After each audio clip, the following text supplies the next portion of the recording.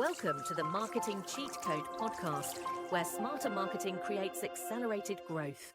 Hello, and welcome back to the Marketing Cheat Code, the show where we peel back the strategy, the story, and the systems behind businesses growing, evolving, and sometimes reinventing themselves in this century.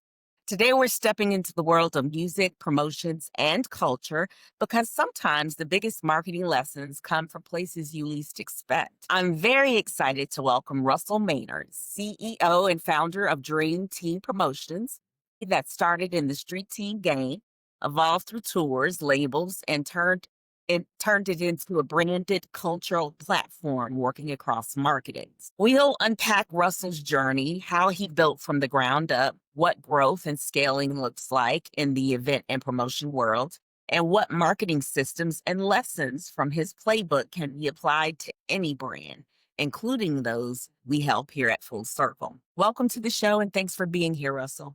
Thank you. Thank you for having me. I appreciate it. You're welcome. We are happy to have you. Russell, let's start where it all began. Tell us how Dream Team Promotions first got started. What was your vision, and how did you navigate those early days in the music and promotions world?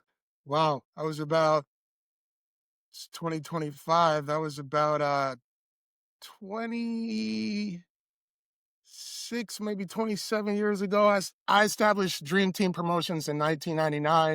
I actually had the privilege to go to Elizabeth City State University, where I graduated from.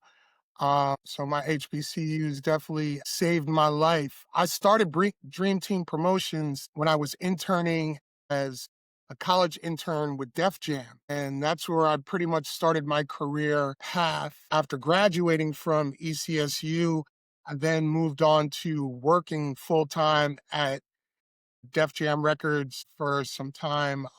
Was on a couple of tours, worked with some A-list artists, everyone from Jay-Z. I worked on 8 of his projects, Ja Rule, Ludacris, Fabulous, man, the list goes on and on. Clue, Beanie Siegel, Memphis Bleak, Rockefeller, pretty much everybody in the game under the Universal Def Jam umbrella. It was pretty much exciting for me being young in the game, but also being able to be a young entrepreneur and establishing a strong foundation in the music industry. Fascinating. Looking back, what would you say was your first growth leap? Like the moment you realized that this thing could be more than a hustle and could scale? When I got that check, it was cool when it came time for me to graduate, walk across the stage. I got a phone call from one of my bros, and he was like, "How soon can you be in New York?" And I was like, "I'm supposed to walk." I called my dad, and my dad was like, "You better get in the car and drive to New York." So didn't walk across the stage, but I did have the privilege to work right there and then with Def Jam. And that was spinning off of tours like the Hard Knock Life tour, touring with Ja Rule on his first freshman album, touring with Ludacris, being in some music videos and stuff like that. It was pretty much a kind of a push and a rush for me, just because time was of the essence. And you definitely, when opportunity knocks on the door, you want to go ahead and take that leap forward. So that's what I did. I took heed to what my dad taught me. God bless him. He's like 86, 87, one of the first Black executive vice presidents in corporate America. And he always taught me to go work for myself and, put forth all the time and energy that I would put forth working for somebody else to do it for myself and be profitable behind it. I definitely had the space and opportunity to learn from some of the best. So shout to Rob Love, James Love,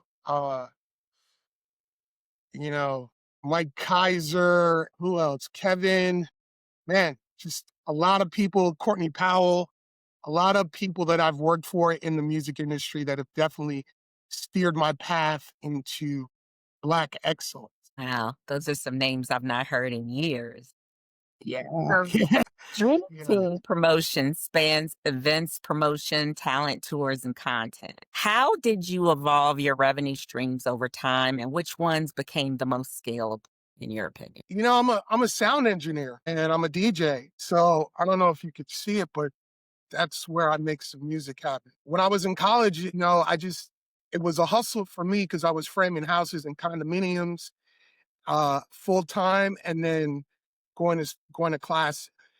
I figured out that there was a way for me to generate money, help me pay for my college, my room and board, my books, and all the rest of that other stuff.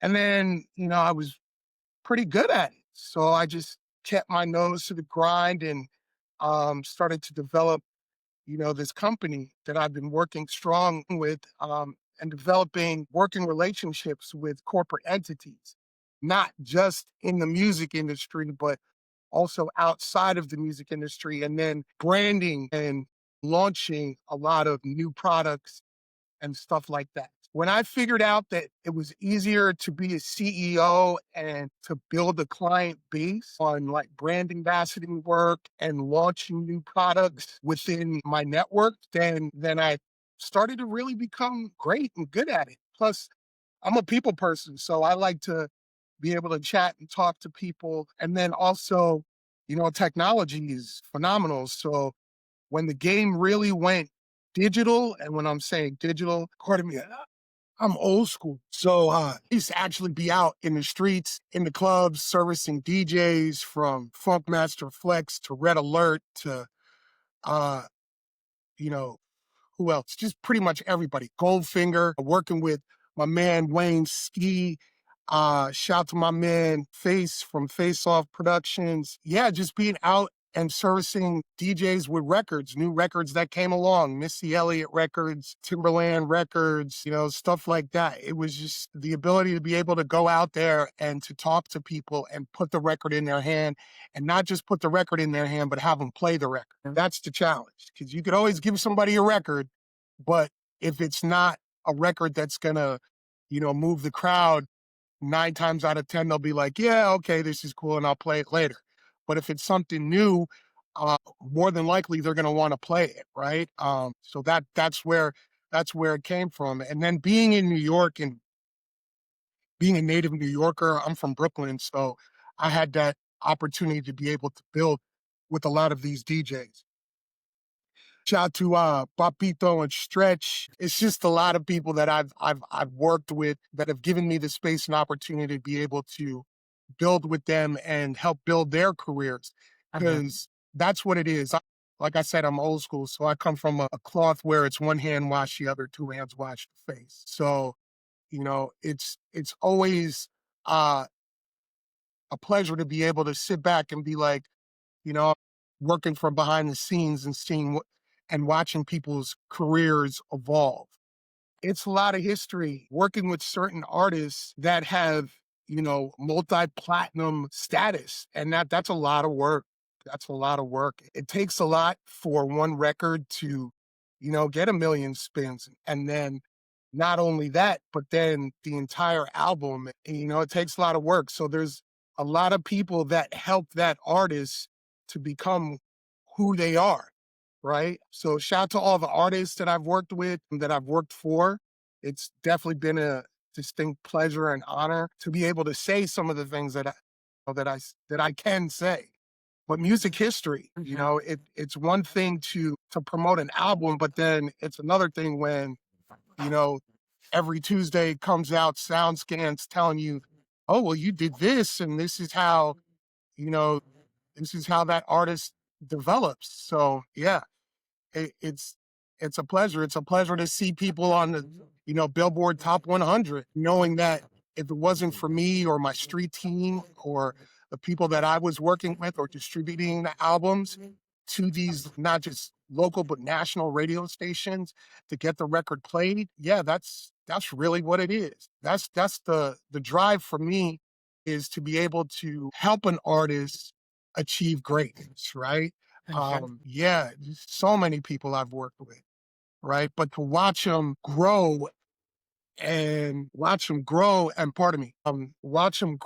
be able to say, hey, I helped that person. And then it's always good to be able to see that person and be like, hey, that's Russell Maynard. He definitely was a backbone for me in my career, right? So that's what it is. I appreciate it. Yeah, I'm more of a behind the scenes type of person. Because I get my joy that way, right? Yeah, you could be the face of an album, but you got to have people pushing you in the right direction to be able to make things happen. With the explosion of digital media, social platforms, and direct to fan engagement, how has your marketing approach evolved from purely grassroots event based to more content branded based? That's a great question. I took the opportunity to, on in my career, actually seeing what it was with Meta, Facebook, Instagram, TikTok, all these different platforms to figure out a way and a formula how I could be great and still compete with these major media digital marketing entities. So what I did was built a website. I didn't just build a website. My wife built the website, right? So kudos to the CFO of my companies, my wife today. She helped me brand, Dream Team Promotions, but it comes a lot with a lot of work and being able to piggyback off of other people, right? Digital marketing is, you got to have a plan, you got to have an SEO, you got to be able to devote your space, time, and energy to continue to promote yourself, but then also build with the people that you're working with. So what we did at Dream Team Promotions was the podcast game was going crazy. And it just so happened that I had a lot of friends out here in the Pacific Northwest and from a national standpoint that were doing podcasts. And that's how I started, really. I was ranked 3 and 4 in the world in the hip hop community uh, on Tuned In Radio and then on iHeartRadio. So, and that baffled, right? Because I was like, just DJ, play music that people like, and uh different variations of different songs and different genres of music, because the music industry is not just for black and brown folks. It's not just hip hop, right? There's jazz, there's blues, there's house, there's so much more. There's drum and bass, jungle. So I figured I'd take that and put it all together, and I developed Cognac and Cuts, which is my podcast that I actually, play the records of all different genres of music.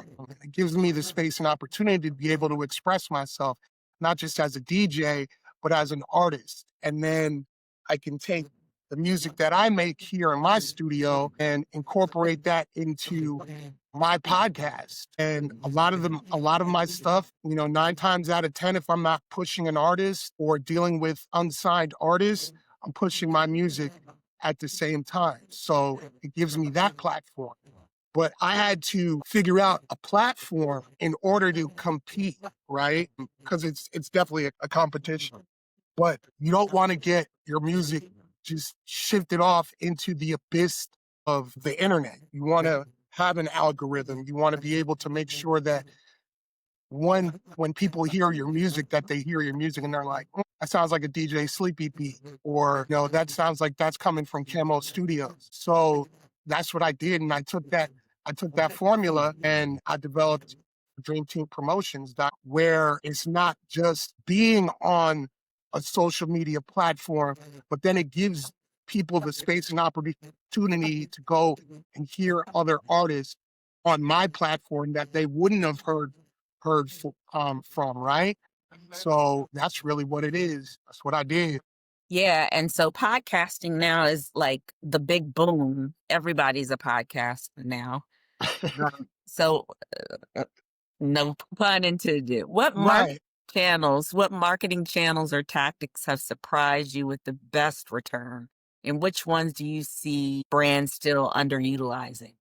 You got to figure out your target market, right? You got to be able to read, an analytic report. And you got to see who are the people that are actually listening to you. Definitely go with your demographic, go with your target market. If you're shooting for a younger younger crowd, 18 to 25, you can do that by playing the music that they listen to. Or you can switch it up. Or if you want to have like a grown and sexy type of crowd, you could also do that. But it's the genres of music. People are now, since hip hop is 50 years old, are actually 52 because I'm 52 and I'm hip hop. You got to be able to keep up with that. So play the music that the people want to hear.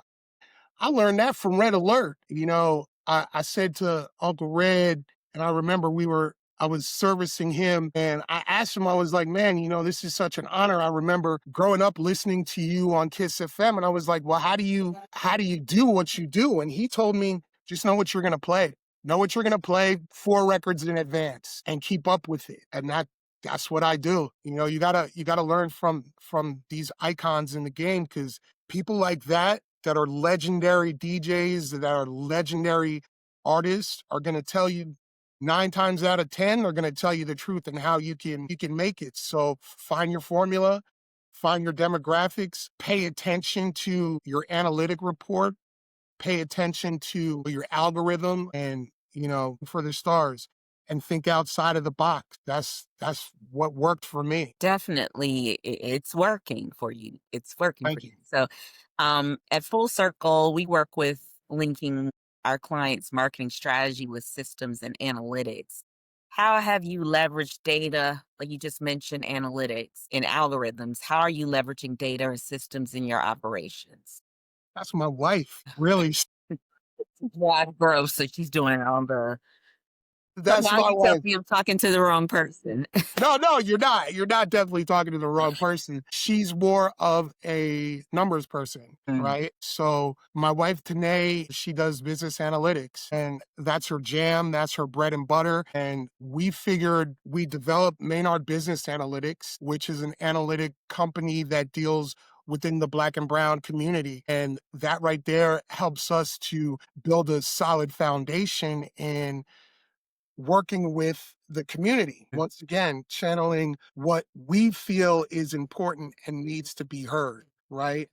Not falling into the cracks of business, right? There's a lot of ways that young Black entrepreneurs can produce, you know, good numbers by dealing with their demographics. It's, you gotta know who your target market is, right? And that's really what it is. If you pay attention, there are people outside of your regular fan base, or people that you might follow on Instagram or on TikTok or Twitter, X, Thread. You just got to follow those people and make sure that you follow where they're going, right? And that's what pretty successful at what we're doing. Okay, so let's talk challenges. We know that every industry has its disruption moment, music industry and digital streaming and a consolidation of the business. What major trends or changes in the promotions and entertainment space have you had to adapt to in recent years? Well, since COVID, I'm a grassroots level guy, right? I managed street teams for different major record labels. So it was mainly pre-COVID was just getting out there hand in hand with flyers and stickers, and, being able to make sure that the brand is visible.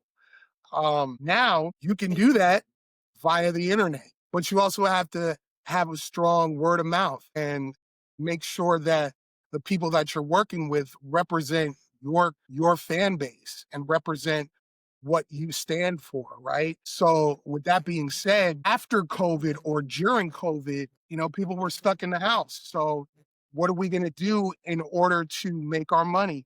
A lot of tours stopped, A-list artists stopped going out on tours because of COVID. So now what do you do? Well, we faced the challenge as DJs and producers of going online and streaming. And that became a problem because record labels then were like, well, we're going to mute you. So with that being said, you had to be able to adapt and move around that, right? So during COVID, I figured out, well, if I can't play a record or a song that live and stream it live, such as going on TikTok, playing and DJing for fans throughout the world, well, what I can do is make music and make sure I'm registered with ASCAP, make sure I'm registered with BMI and play that music. And then, they can't say anything because now I own the publishing. Mm.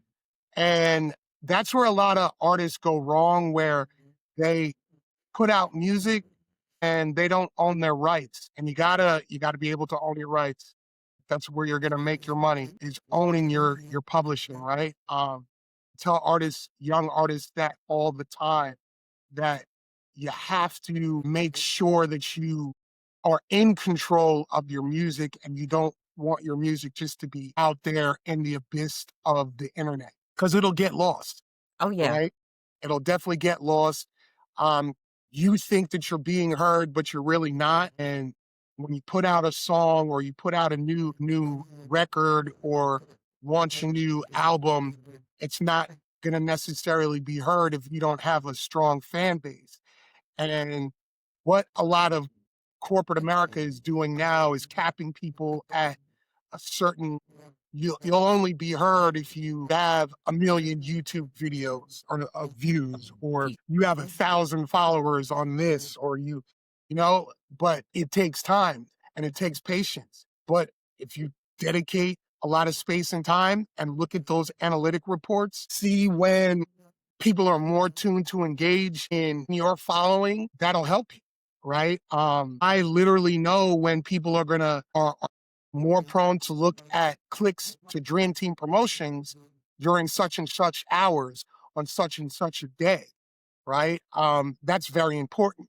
And at that time, that's when what you would want to do is push your product, whatever it may be, right? Whether you're trying to sell clothes, you're trying to sell music, you're trying to launch your podcast, make sure you do that and you're consistent with it. That's the main thing, is being consistent. You have to, this is not a game that you can just play every few weeks, right? You gotta continue to do it every single day, right? And it might get monotonous, but that's what gets you the clicks. That's what gets you the exposure. That's what, puts you in a totally different realm of reality than some of these other companies that are out there. The thing that we do here at Dream Team Promotions is make sure that we build with people that are willing to go the extra mile, right? Within a short span of time, our podcast page is now heard in 34 different countries throughout the world and growing. We've got a fan base in Europe. We've got a fan base in Africa, in the continental United States, Canada, all over. All over. So shout out to all the guys that I'm working with, the guys and gals that I'm working with. You guys do a lot of work, man. It's a lot of marketing and promotion that goes out there. But then it's also being able to take heed to the young up and coming artists and, push them as well and have them push you, right? Because like I said, it's one hand washes the other, two hands wash the face. And that's what makes us great. That's really what it is. It's fascinating.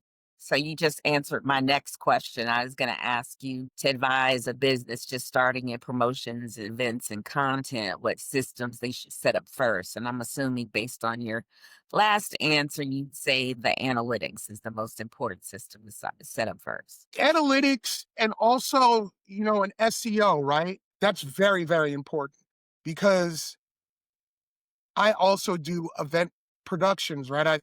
I do a lot of parties, and you have to be able to do something that is unique, something that is going to draw people in, and you got to be able to put it out there. So an SEO is very, very important, right? And then also advertising and shooting that information out is very, very important. Without an SEO, you're going to get lost, right? And that's really what it is. I work with some really, really smart people that, I've also done business with on a corporate stance. Dream Team Promotions has definitely launched and branded a lot of corporate entities. One of the